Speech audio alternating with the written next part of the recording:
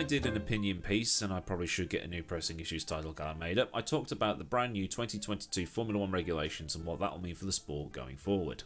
What's also changed for 2022 is that we now have most of the new generational talent inside the top teams. This obviously excludes Mick Schumacher because, well, he's in a Haas. The 2022 season will see Verstappen, Leclerc, Norris and now Russell at the so-called top teams, and by that I mean, the four biggest teams in terms of names, so Mercedes, Ferrari, Red Bull and McLaren, and between them they've won a whopping 36 constructors titles. Now, obviously the last 10 years has been the Red Bull and Mercedes show, but Ferrari did show some promise between sort of 2017 and 2019, but Ferrari things happened. If you're a McLaren fan, meanwhile, you've been waiting since 2008 for a driver's title, and for a constructor's title, even longer. 1998 was the last time McLaren won the constructors. Needless to say, if you're a Ferrari or a McLaren fan, it's been a while. Not like us Williams fans that have been waiting since 97. But one thing that has happened in the lead up to the new season is the talk of how George Russell will cope going to a new team and also with these new regulations. Now, Russell is a Mercedes junior product. He's had ties to Mercedes and Toto Wolff for a very, very long time, and he was able to extract quite a lot out of the cars at Williams that not many other drivers would have been able to. Now, there's going to be like Robert Kubica fans going on about that single point, but when you look at how Russell was able to get his car into qualifying sessions, or second qualifying sessions, in the 8th or 9th fastest car, if you keep doing that, people are going to notice your abilities. In 2020, he got into the second qualifying session on 9 occasions.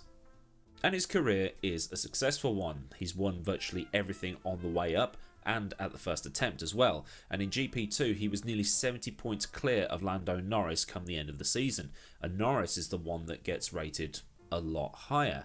Now, people are just going to be going, another overrated Brit, but I don't think it's a very fair comment when it comes to Russell. And yes, he does seem to go backwards during the race, and there will be his critics saying that he's a one-lap merchant and so on, but the car wasn't exactly great. The Williams was probably good over 1 lap and crap on high fuel. High fuel, low fuel, two totally different things. But now what I want to talk about. He's now at Mercedes, the team that's won the last 8 constructors titles. He's now in a position to maybe do what Leclerc had done at Ferrari in 2019, and this is something that Tomo had talked about, I think. I don't watch Tomo's videos. Not because I don't like Tomo, right? I do like Tomo. Tomo's a great guy. He's a great guy. He's the best guy, best content creator. But I don't want to watch other people's videos because then I'll just end up parroting what they've said, and I'm trying to get what I think, not what somebody else thinks. Although I probably should watch them to reference them.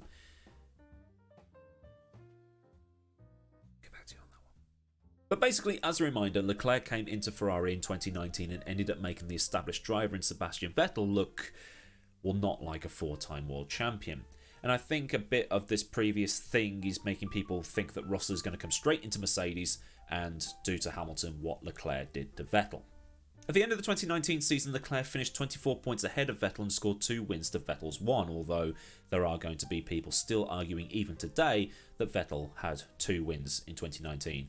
One at Canada that was taken away from him because he supposedly put Lewis into a wall, and then the one at Singapore which he actually won, if you follow where I'm coming from.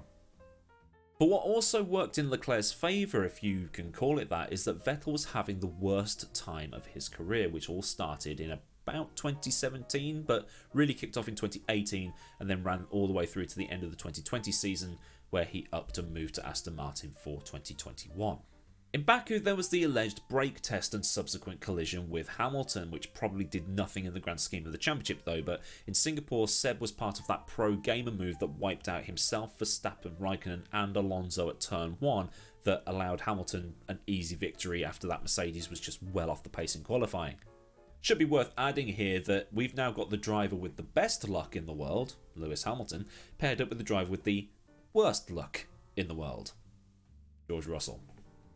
Also in 2017 for Vettel, there was Malaysia and Japan, where in the latter a dodgy spark plug forced him out of the race and then lost another 25 points to Hamilton, which was probably where Hamilton won the championship. Then into 2018 he famously slid off the road while leading at Hockenheim, and that probably didn't help things either, but that's pretty much where everybody thinks that the start of his implosion came from. Now, he had the pressure to lead Ferrari to a first driver's title since 2007, a first constructor since 2008, and he also had to deal with that culture of Ferrari, his own personal goal of winning for Ferrari so he could do what his hero Michael Schumacher did, get his 5th world title, and he was unhappy with the balance of the car, and he just kept spinning a lot, Spinala meme, Pronto Seb Spinala, and all of that stuff as well. So in this instance, Leclerc basically just had to turn up and drive, and it's just that Leclerc's brilliant season that year was slightly overshadowed by the alleged cheat engine that was supposedly bypassing the sensors to inject more fuel in when the sensor wasn't pulsing, or... I mean, I could go into the details, but there's just not enough time in the day. Maybe there's a story time video about it, I don't really know.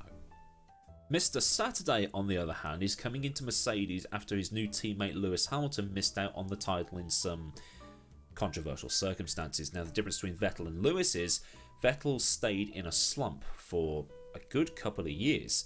Hamilton somehow has this ability to drive like an absolute weapon when he's pissed off.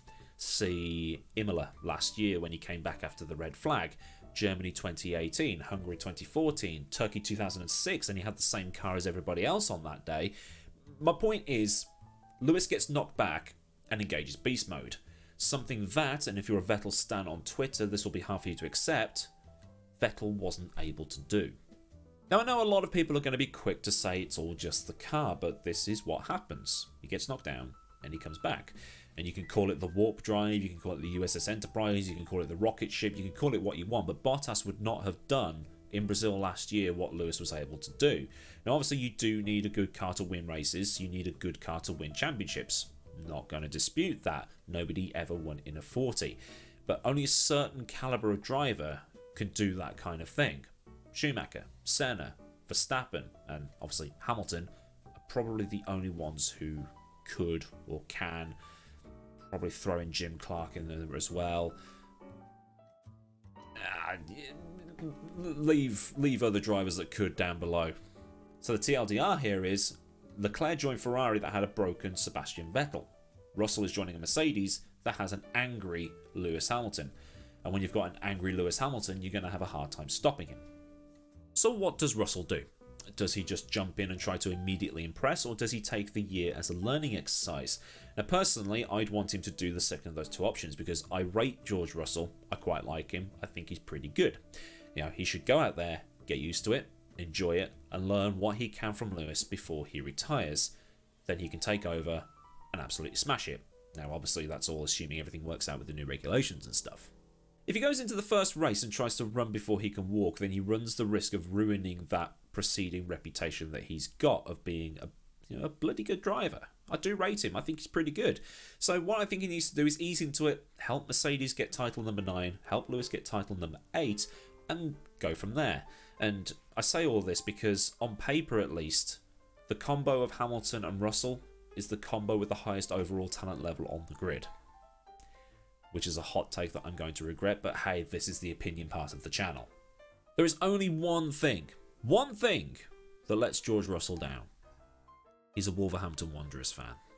So now I hand things over to you. What's your opinion on this? Should Russell go in all guns blazing, or should he take a bridge cross when get to it approach? Do you rate him? Do you hate him? Leave all thoughts in the comment leaving zone under this video and get a discussion going, because it is, after all, why I do this series. And while you're scrolling down, if you haven't already, get that subscribe button clicked, and if you want to as well, get that bell on as well so you never miss out on any future content.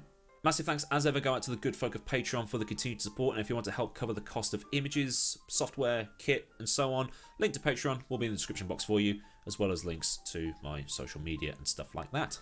Also, this new camera is incredible. I still need to work out how to best capture this, which looks like it'd be more at home in a Resident Evil game than on YouTube telly, but anyway, I'm learning about it with the lighting and all that stuff, but background's slightly blurry. I need to sort that out, but anyway, leave opinions on all that below because I need to get it fixed and things like that. So until next time, I've been AdmiralLaWind. Have a great day wherever you live in the world, and I'll see you all again soon for another video.